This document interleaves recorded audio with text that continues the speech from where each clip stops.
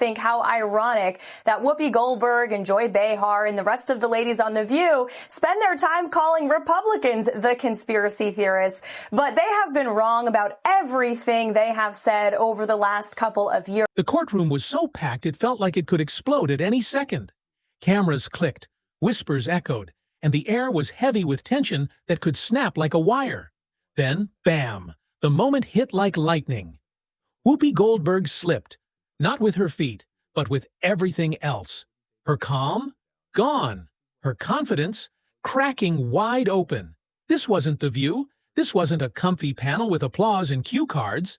This was a legal battleground, and Karoline Leavitt had just lit the match. That $800 million lawsuit Whoopi once joked about? No one's laughing now. The judge isn't smiling. The media isn't chuckling.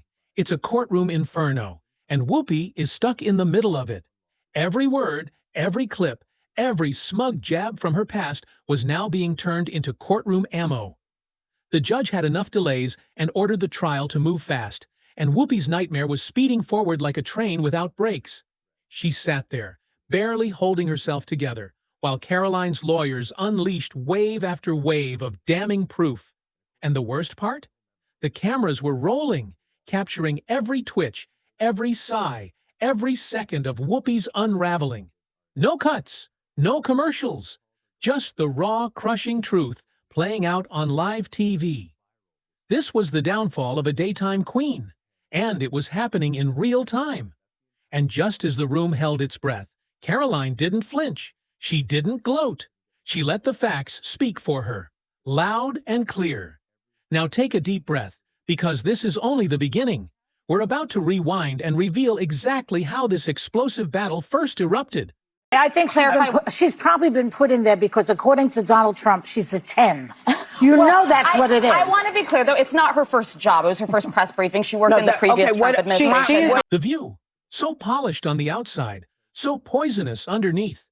The cameras panned across bright smiles and glossy set pieces. But behind it all, pure venom. And then in walked Karoline Leavitt, with fire in her eyes and steel in her spine. She didn't blink. She didn't shake. She wasn't there to play nice. She was there with purpose. Calm as a storm before it breaks, she stepped onto that set like she already knew the ambush was coming. But what did she get in return? Not professionalism, not respect. She got hit, hard and fast. Joy Behar was the first snake to strike. Her smirk was smug enough to rot teeth. How can someone your age offer real political insight? She sneered. The audience roared with laughter. The other co-hosts grinned like hyenas circling their prey. It was supposed to be a discussion, but they wanted blood. Then came Sunny Hostin, the master of fake kindness. She smiled that rehearsed, camera-perfect smile and slipped in her poison.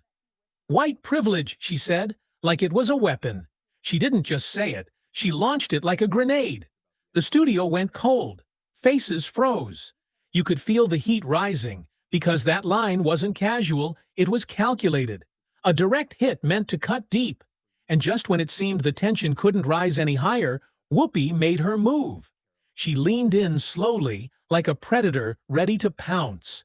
Her voice turned icy. Her eyes locked on Karoline like lasers. And then came the moment that shook the entire nation. One chilling line that turned a tense interview into a televised battlefield. Let me explain something to you, because without that wokeness, you might not have that job. And then, boom! The crowd erupted, gasps, shouts, wild applause, like someone had just landed a knockout blow right on national TV. But Karoline? She stayed still like a rock in the storm. No panic, no outburst, no dramatic monologue. She simply picked up her pen and started writing. Every insult, every glare, every smug remark. She documented it all. No dramatic tweets, no crying podcasts, no hashtags begging for sympathy. Karoline took the smarter path. She took them to court. A full-blown legal nuke. An $800 million defamation lawsuit dropped like thunder. The View laughed at first. She's trying to stay relevant, Whoopi scoffed. This won't go anywhere, Sunny said with a wave. The panel giggled on air like it was a comedy skit, but it didn't disappear. It exploded. That lawsuit grew fast, too fast to stop. The judge didn't waste a second. No delays, no games. The case was fast-tracked like it was on fire. And then it got serious. Witnesses lined up. Depositions rushed through. Discovery widened like a trap being sprung. Nothing was off limits. Karoline's legal team came in swinging. They demanded every scrap of proof. Footage from the studio, Slack messages from producers, internal emails, even the pre-show notes the hosts used to prep their attacks. I would like this young lady this is her first job, I would like her to do a little homework. Because she said something yesterday that really pissed me off. And that was, she said, there will be no wokeness here. Oh, yeah. Let me explain something to you. Because without that wokeness, you might not have that job. Yeah. Because women were not invited to that table. Women were not invited to many tables in this nation. The reason we fought and busted our behinds to make sure that you didn't have to worry about this. What they found? Devastating. It wasn't casual banter. It was a setup. A scripted ambush aired to millions. Then came Exhibit A. Boom! It hit the courtroom like dynamite. President Trump's life echoed the sentiment that President Trump is a threat to democracy. And if you're a deranged lunatic and you're mentally ill, you will believe that lie. And yes, you will take political violence like we have seen in 2 instances against President Trump. Last week, Tim Walz and Kamala Harris said that everyone who showed up to President Trump's rally at Madison Square Garden was a Nazi. That's despicable, dangerous, divisive rhetoric that is spewed by the Democrat Party every single day. A producer's note exposed it all. Have Joy needle her on age. Let Whoopi go hard. It'll trend. Boom. Gasps everywhere. Another read, keep the camera tight when Karoline reacts. That's our viral moment. This wasn't a show. It was a setup. The judge leaned in. Whoopi froze. Her lawyer reached out, but she pulled away, eyes darting like she needed an escape. Then came more. Slack chats saying, mention Trump. See if she snaps. Plan B, have Sonny go racial. A trap. Plain and brutal. And the emails? Let Whoopi lead. She has the credibility. The audience will eat it up. The fix was in, and now it was unraveling live. Everyone had something to say, but no one said, oh, well, how you doing? Yeah. How you doing? Yeah. Because it involves so many other things, and I think that it is a matter of how we treat ourselves. But I get people think things are funny because they don't think about the person they're making fun of. You and I are both guilty of doing that. Of course. One bold message screamed, attack with intellect, dismiss with humor, flip the crowd. It was all planned, and every message verified. Timestamps, names, locations, undeniable proof. The judge stared straight at ABC's lawyers.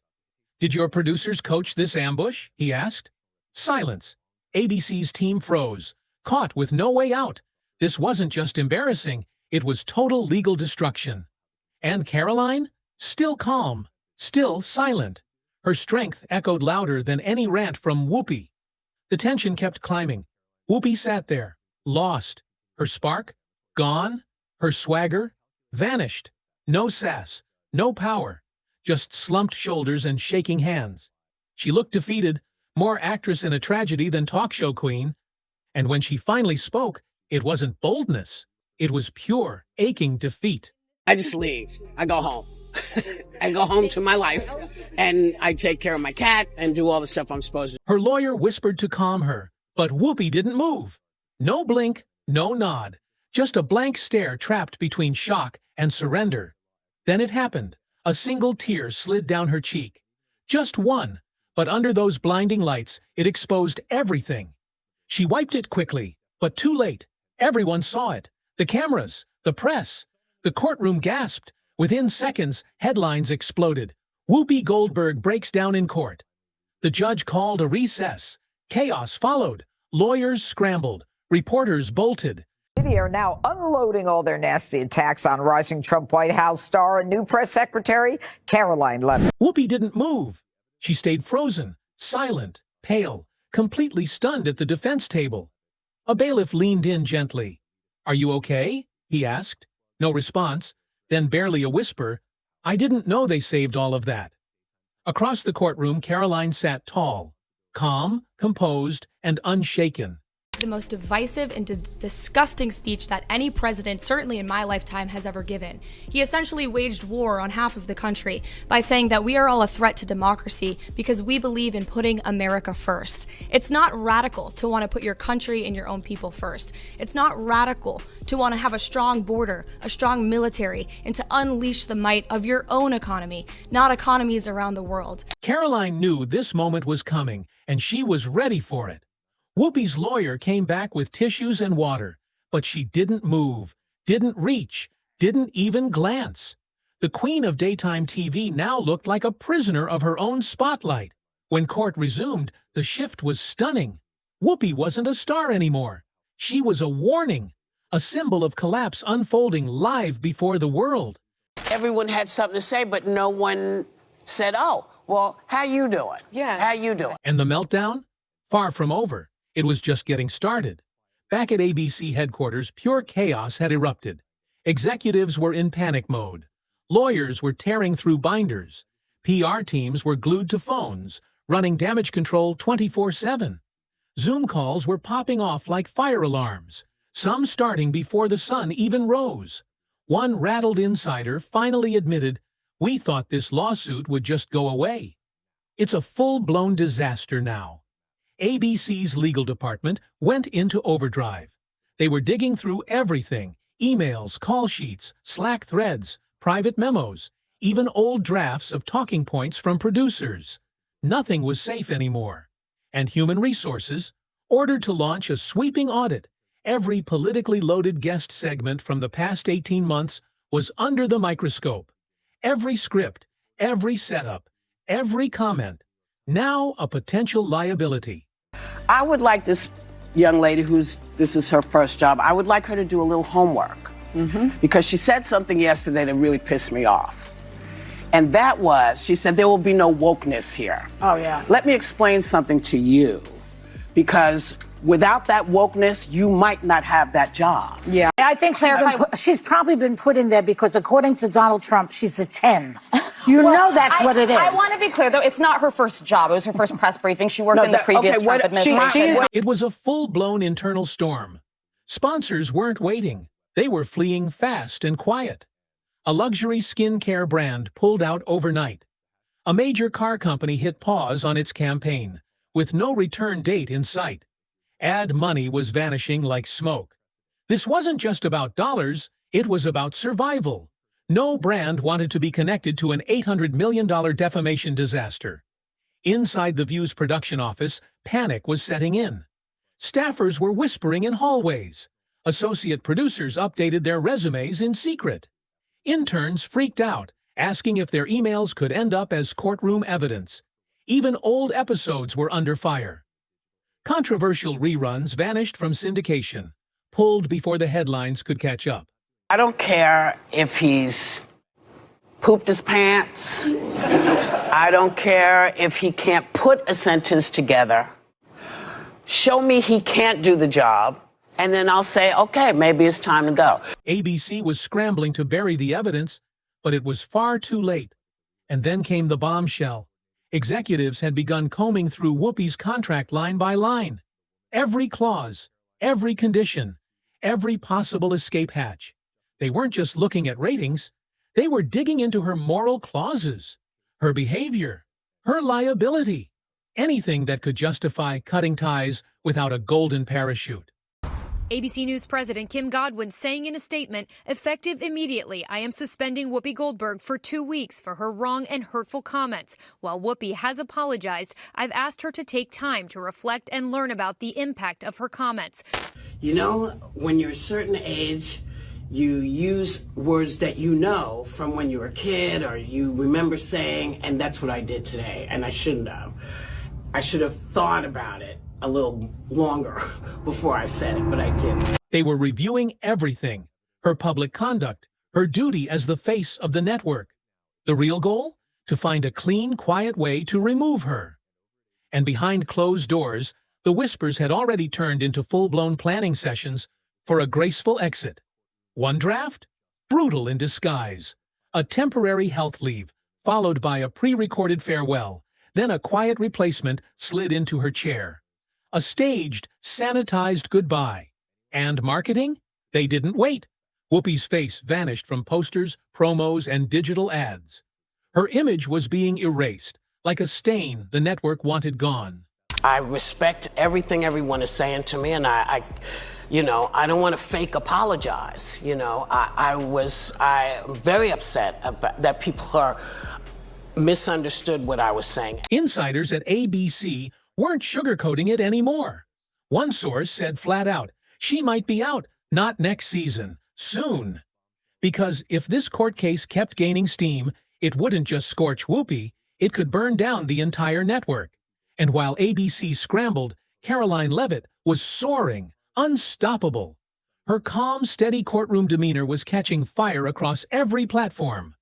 TikTok, Instagram, YouTube. 10 factorial clips of Karoline calmly flipping through her binder of receipts were spreading like wildfire. Hailed as iconic. Hashtags were blowing up. Okija Karoline stands tall. Stija media accountability. Expose the receipts. The internet wasn't just watching. They were cheering her on. Buzz is building fast. Karoline's reportedly being courted to speak at top legal conferences. Some want her to write a book. Others are already chanting that she should run for office. Whether she accepts or not, one thing is clear. Karoline didn't just respond. She changed the game. She rewrote the rules while the world watched. And Whoopi, she's still sitting under a storm cloud, facing possible termination as the internal pressure at ABC keeps rising fast. ABC News President Kim Godwin saying in a statement, effective immediately, I am suspending Whoopi Goldberg for 2 weeks for her wrong and hurtful comments. While Whoopi has apologized, I've asked her to take time to reflect and learn about the impact of her comments. Insiders say ABC is preparing for a transition, with or without Whoopi's blessing. It's the biggest shakeup the network has seen in years. Hosts rattled, sponsors gone, viewers fleeing. One lawsuit flipped an entire empire on its head. And the numbers don't lie. The views ratings have crashed nearly 30% in just weeks.